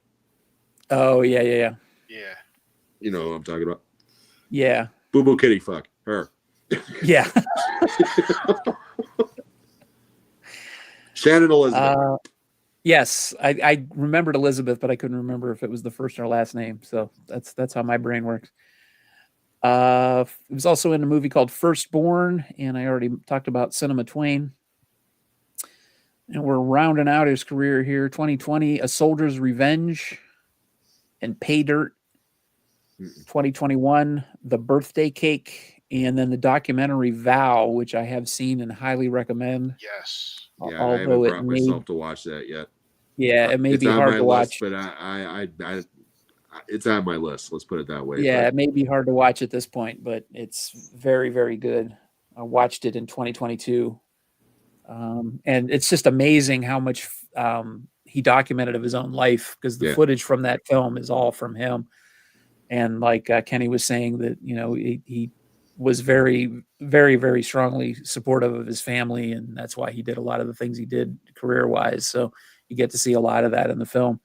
But if you want to know a lot about the guy, that's definitely a great place to start. And I believe that is on Amazon Prime. It is. Yeah. And then the last movie, of course, was Top Gun Maverick in 2022. Yeah. And again, that's the best scene in that movie to me. Yeah.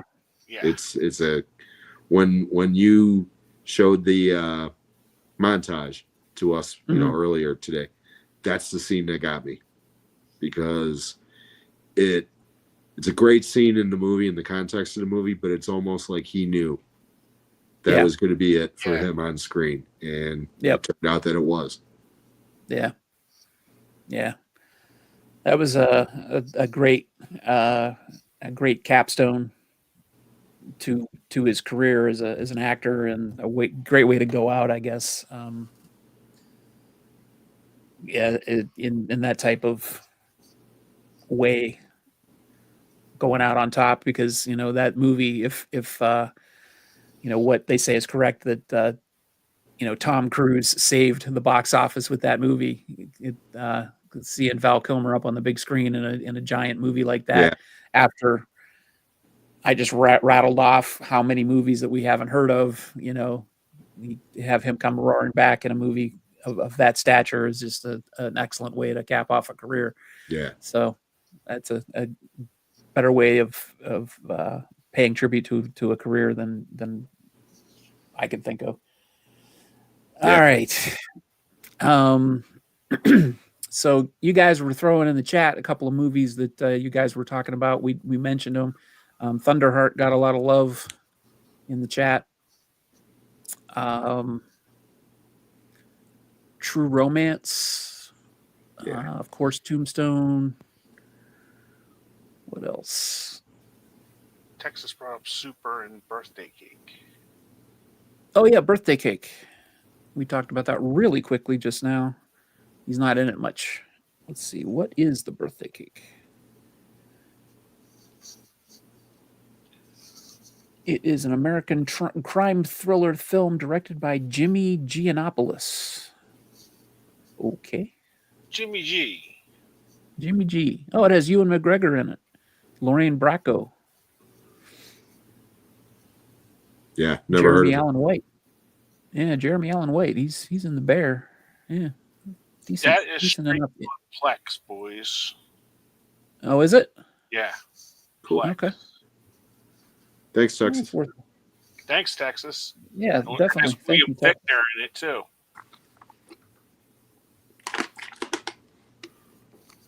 Who's that, Kenny? William Fichtner. Yeah, I like him. He's a good actor. Oh, And, yeah. the guy from Shameless is Jeremy Allen White. He's in it too. Mm-hmm. Wow, this has got a really good cast in it. Luis Guzman, Paul Sorvino. Pastore. Yeah. Wow. Interesting. Yeah, it's something to check out.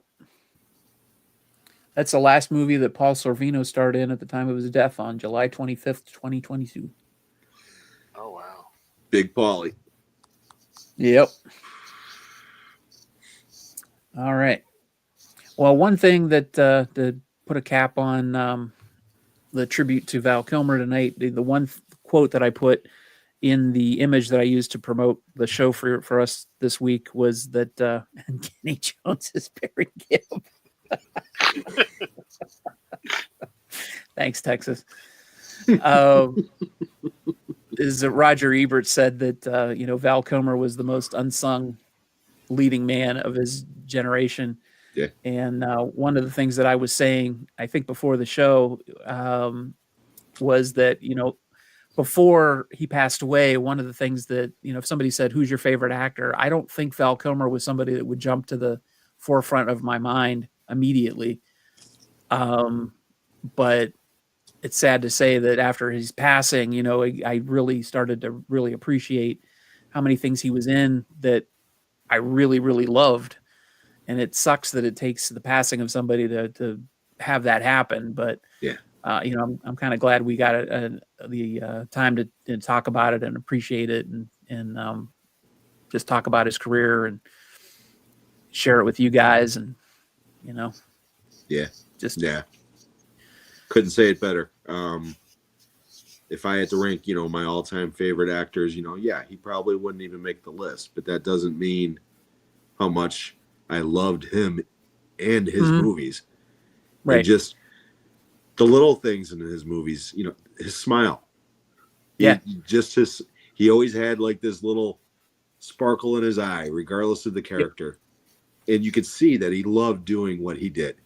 And that just translated to the audience. At least it did for me.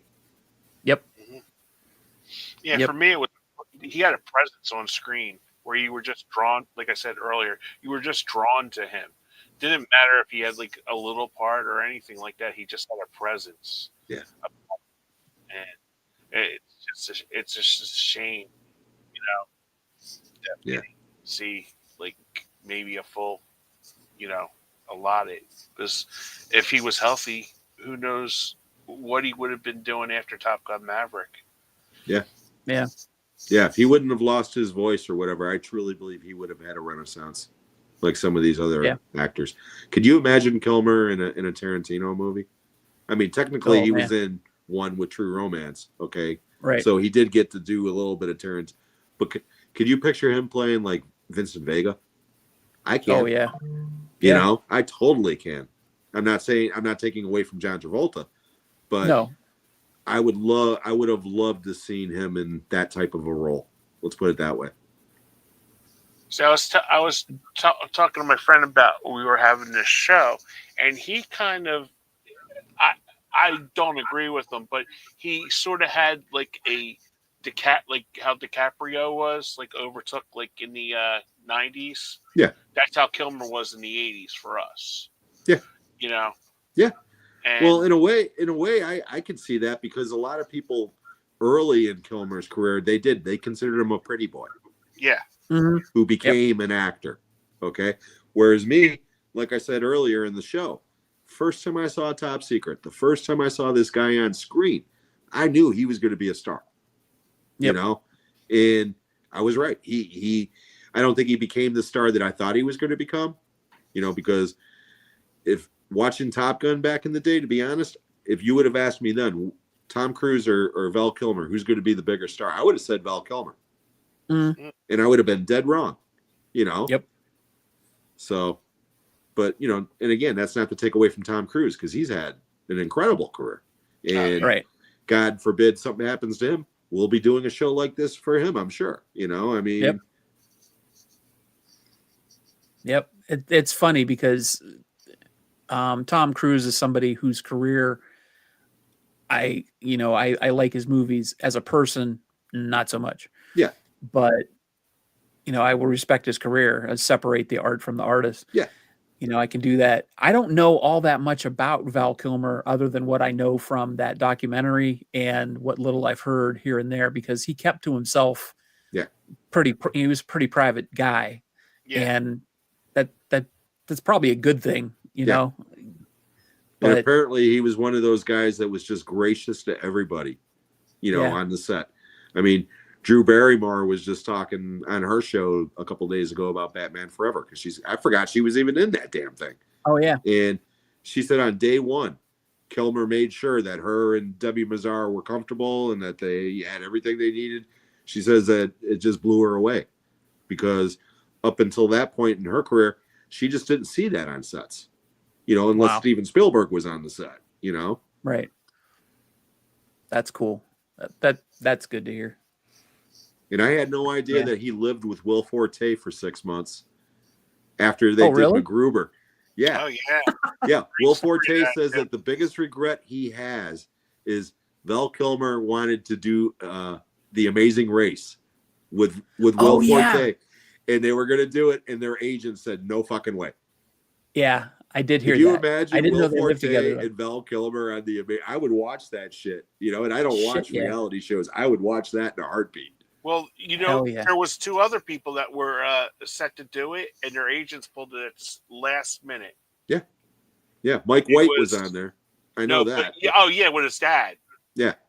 Yeah, but the people I'm speaking of, it was supposed to be Melissa McCarthy and Kristen Wiig because they're best friends in real life, and they had signed up, and then Bridesmaids blew up. Yeah. And their agents wouldn't let them do it. Well, Melissa McCarthy would probably die on that show, so it's probably a good. I know you don't like Melissa, but I thought that was kind of interesting. Yeah. Yeah, Schumacher did make some really good movies, but yeah, I heard he was kind of depending on who it was. I mean, Kiefer Sutherland said that he was like the greatest guy on earth, but people have said Kiefer Sutherland's a dick too. So who knows? Yeah. Now, like I said, like I always say, even Hitler had a girlfriend. So, look how that turned out. Exactly. All right, now is the time of the show where we do our recommendations. So we usually start with Kenny, and this week we're going to do our Val Kilmer recommendations. Yeah, all 3 of us got Val Kilmer recommendations, and mine is from my favorite place in the world, Tubi. Not a sponsor. Of course it is. And it's a 2008 movie with starring Stephen Dorff, Sam Shepard, as Harold Pernoy. He's the black guy from Lost. Oh, Pernew. Yeah, Pernew. I'm sorry. And good very good actor. And it's called Felon. Highly recommend this. Highly recommend this movie. This movie, I can't believe Kilmer wasn't nominated for an award for this. He's only in it maybe 15, 20 minutes tops. It's a Stephen Dorff movie, and Stephen Dorff is fantastic in this, and he plays John Smith, and he's got that like draw, and he's basically he's in life in prison, and basically Stephen Dorff gets like really, I don't want to give it away, he gets like really handled by like very bad people, and he gets like sent to different jails and stuff like that. But I highly recommend this movie. I can't say enough about it. It's very good. It's a prison movie. Awesome. So it's Felon. I'm going to bring that up here. I was a little behind, but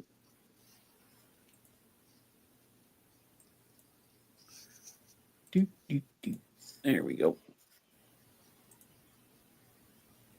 That's Felon. That's Felon. And the wife in that, the wife is smoking hot. Stephen Dorff's wife in it. Marisol Nichols. Yes, thank you. Yeah, I'm reading it here on the. Yeah, I'm cheating. Ann Archer plays the mother-in-law, and she's very good in it. And I can't say enough about it. I really, really enjoyed this. Cool. And I Cool. believe this is one of Sam Shepard's final movies too. He plays Gordon. Very good. Sam Shepard. All right. Cool. Thank you, sir. You're welcome. Jim, you are up. Alrighty. Well, again, we talked about this one briefly earlier, but my Val Kilmer recommendation this week is from 1996, and it is The Ghost in the Darkness, directed by Stephen Hopkins and co-starring Michael Douglas. Like Sean says, Val Kilmer is very good in this. He doesn't like Michael Douglas's character in this, and yeah, the character's kind of a prick. But Douglas himself is pretty decent because, you know, it's Michael Douglas. But this movie's based on a true story of when they were building the railroads back in the late 1800s, I believe, 1896 in Africa. And every night, a couple of gigantic lions come out at night for snack time. And Kilmer is the engineer trying to get the railroad done before his wife gives birth. And when the natives and stuff keep on getting killed, they bring in Michael Douglas, who is a wildlife hunter. The sound design alone for this movie is incredible. I saw this one theatrically, and there's a scene where the lions come out in the darkness. You can't see anything, but you can hear the growling in the jungle and shit. And when they finally jump out, I damn near shit my pants. It's one of the greatest sound cues of that time period. It's just so good. If I had to compare this movie to anything, I would kind of compare it to The Gray with Liam Neeson with the wolves. The Gray is a much better movie than Ghost in the Darkness, but you can do a lot worse. So that's my recommendation for this week. 1996, Ghost in the Darkness. Available on Scream Factory, Blu-ray, and 4K, I believe. I got the DVD, so. All righty. Thank you, Jim.